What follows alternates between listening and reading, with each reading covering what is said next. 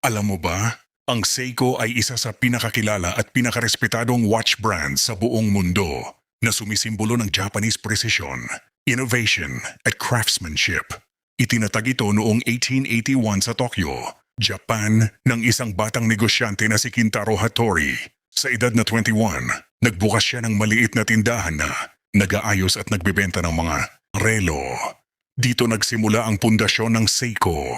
Noong 1892, itinatag ni Hattori ang Seiko siya, ang pabrika kung saan ginawa ang mga unang wall clocks ng kumpanya. Ang pangalang Seiko, na opisyal na ginamit noong 1924, ay nangangahulugang precision o success sa wikang Hapon, isang pangalang tunay na kumakatawan sa misyon ng brand.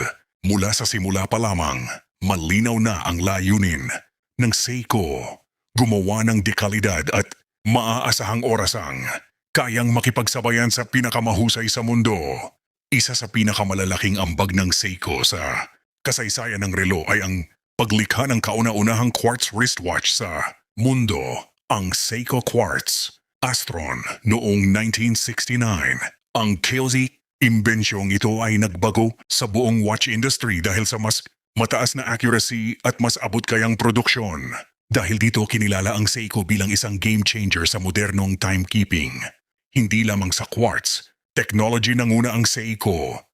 Kilala rin ito sa mga mechanical, automatic at hybrid movements tulad ng spring drive, isang natatanging teknolohiya na pinagsasama ang mekanikal na lakas at quartz accuracy. Ang Seiko ay isa sa ilang watchmakers sa mundo na gumagawa ng lahat ng bahagi ng relo mula movement hanggang casing sa loob mismo ng kumpanya. Sa paglipas ng mga dekada, naging opisyal na timekeeper ang Seiko ng maraming international sports events, kabilang ang Olympics, na lalo pang nagpatibay sa reputasyon nito sa katumpakan at tibay. Mula sa mga eleganteng dress watches hanggang sa matitibay na diver at sports watches, patuloy na umaabot ang Seiko sa iba't ibang uri ng mamimili.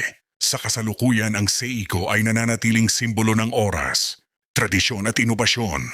Ang kasaysayan nito ay patunay na ang tunay na kahusayan ay nagmumula sa dedikasyon, disiplina at walang humpay na paghahangad ng perpektong oras. Kung gusto mo pa ng mga ganitong kwento, follow mo lang ang page para sa mas marami pang history at kaalaman ng mundo.